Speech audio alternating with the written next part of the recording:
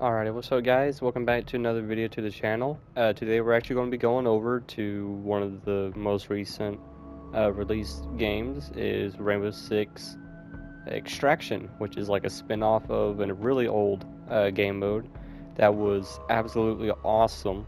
And I believe that was, I want to say 3 years ago, probably way more now, of like 4 years ago I think, or 5, I'm not even sure anymore, but it came out in Operation Chimera, which brung two of the operators, Lion here, I have him in white, so those are all cosmetics, he comes in yellow, and Finka.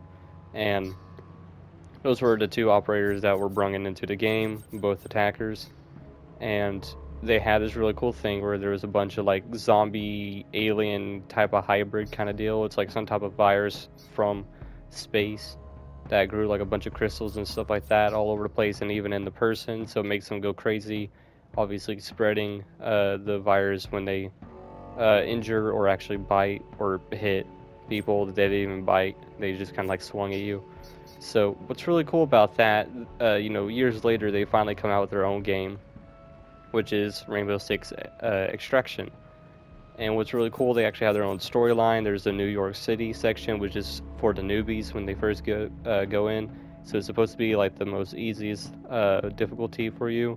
San Francisco, which is still pretty easy, but a little bit more of a challenge. Alaska, which is pretty much the medium difficulty that you would be in. And then Truth or Consequences, where it hits you hard.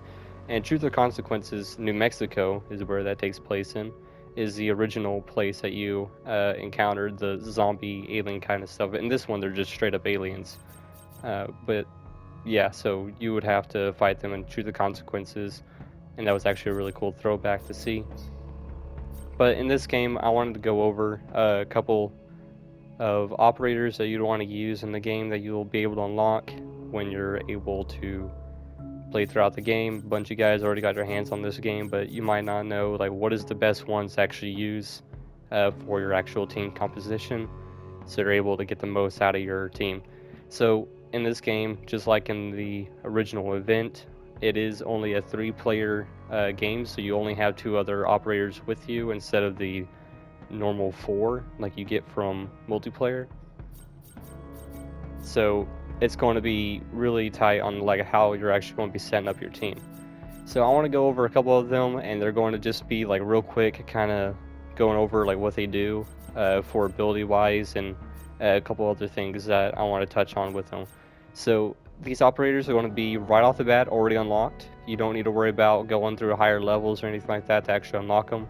They're all going to be unlocked for you guys right off the start, so it's supposed to be more for the beginning players jumping in. Because obviously, if you're experienced, you would have more of an idea on, who to pick. So right off the bat, when you want to go for objectives or anything like that, there are 2 operators that you actually have at your disposal right off the bat. Pulse is a really good one. So Pulse, what he's all about, you would imagine he would be able to pick up uh, like heartbeats through like on enemies and stuff, so you're able to see them move through walls. That's not really the case. It only really works on people, like actual like VIPs or the people that you have to uh, get out of the area. Pretty much like a hostage rescue situation, but with aliens in the mix. So you have to grab the person, run them out, extract that person out of there or the hostage out. And the second one, which is MIAs. So if you guys have watched any of the features that they added into this game, your operators can go MIA like one of these down here for Tachanka. If they die in a game, your next operator that you pick in your next game, you have to go in and save the operator that went down last time around. So it will actually change up the actual objective to allow you to do that. Even if you have another 2 people wanting to do a different one kind of deal, it will always make it to where you'll be able to jump back in and save them, which is really solid. So Pulse is all about for finding people and stuff. He's also able to find those MIA people that are like kind of bound to like a weird looking like crystal tree kind of thing, and he's able to see their heartbeats, kind of bringing you over to the objectives. So he's all about finding the human objectives, I guess, which would be really solid. And he's also really good at finding nests.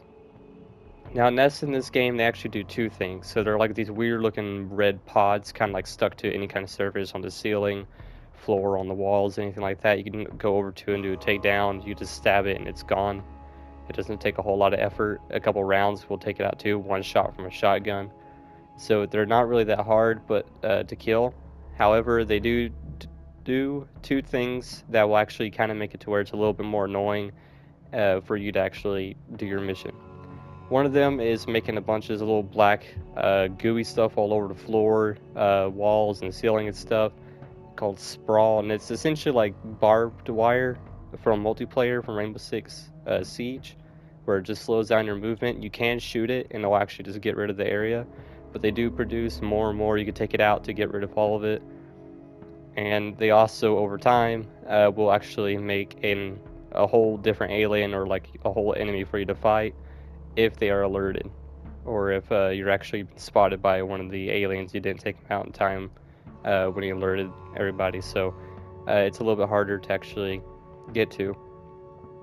So that's also really solid because there is one objective that you need to do. You need to kill like a bunch of nests, and he's able to pick up all of that, so you have like a big cluster of it, and it's really solid. But he does not pick up locations on enemies that are actually actively walking around.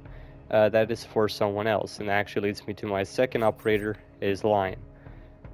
Which is really solid because if you guys use them in multiplayer, you guys know that you can activate the drone. If any enemy moves, they will start being pinged a couple of times, like you'll be pinging them or like hot pinging them through a camera, and it kind of works the same way like that, but it's like the original version of Lion when he first came out in multiplayer, where when you activated it, instead of having little red pings, you actually see a whole red outline of the character. So you know where his body is in real time, so you're able to shoot through the wall and hit him in the head, and it pretty much looks like you're hacking. Because if I'm not mistaken, it didn't actually show up in the kill cam for the red line anyway, or the red outline, so it just kind of made you look a little off. So this one works like that when Lion first came out. So you do get red outlines of every single enemy walking around in the area, so he's the one who does highlight enemies. That's about it. It only activates for a short amount of time. Of course, when you level them up, you get more upgrades to increase the time that it's active and the cooldown of it, which is really solid.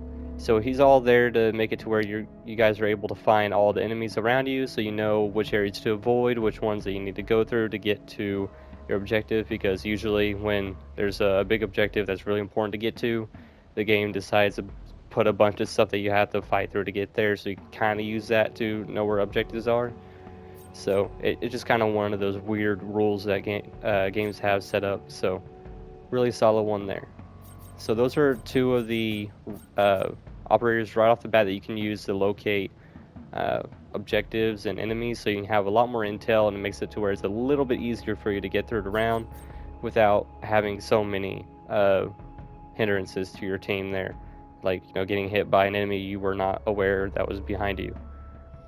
And of course, third one, which will be really good. Now this is kind of a split between two of them. You can go with Doc.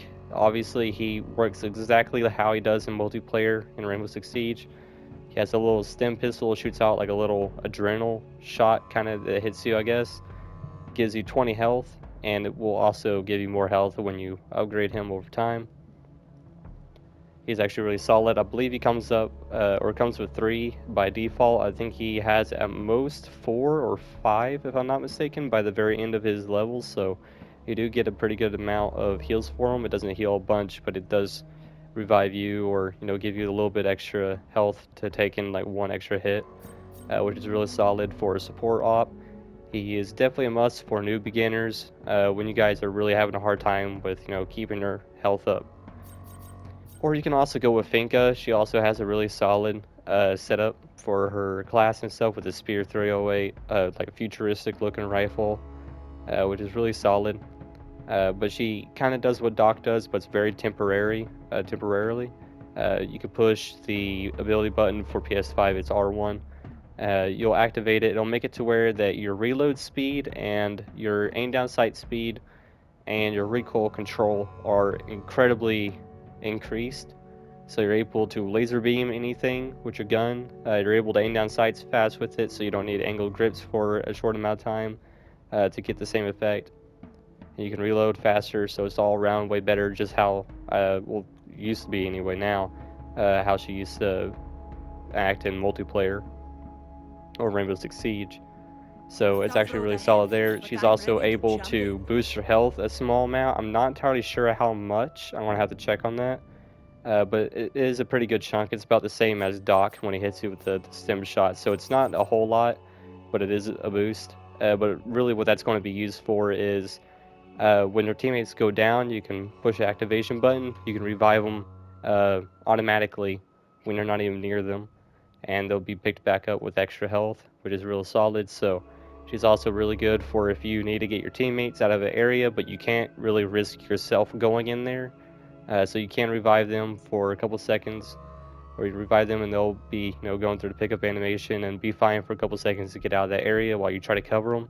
So tactically and positioning wise, I think she may be better than Doc, but he can also shoot people with a stim shot from far away. So it's just kind of pick what you want to do. For me, Fink is way less skilled, I guess, or it takes less skill to master because all you need to do is push the ability button, while Doc you actually have the aim to hit someone from afar or revive them from afar. So Finka is a really good choice, and those are like the three that I would go with right off the bat when you have your team composition. So you're able to have a support character and 2 intel ops. Ones that are really good for like running alone or doing solo runs would definitely be Vigil, since he can turn invisible and make it to where the enemies won't see him for a couple seconds, so he can do sneak attacks and stuff like that, or get out of areas that he was spotted in. It's real solid there. But aside from that, there's not really a whole lot of other like solo operators that you can run. Of course, you can use all these going in solo, but none of them really specialize in doing something on their own except for Vigil, because this is a really team-focused game. So that's what I wanted to go over real quick for like a beginner's setup for an actual team composition here. So we've got Pulse, Finka, Doc, or Finka and Doc for the 2 support characters, and Pulse and Lion for the actual info gathering for objectives and stuff. Now later down the line, you'll be able to get IQ. She's able to pick up other types of objectives that are electronic based, like computers and stuff like that, and ammo pickups and anything like that. She's able to see through her little wrist kind of computer. If you guys use that in multiplayer, you'll know how that works. It can see all electronics through walls and stuff. So she works very similar there, but she's on a higher level, so you won't be able to have access to her later on. But yeah, so those are going to be the 4 characters that you want to be looking at. And aside from that, guys, that's really about it. If you guys want to see more of these like team builds and stuff, or beginners and stuff on how you want to go into a certain match, or who do you want to go in with for a certain match, I'll definitely make more of these and showing you like the situations that you would be using them in. So aside from that, guys, this will be it, and I'll see y'all in the next one.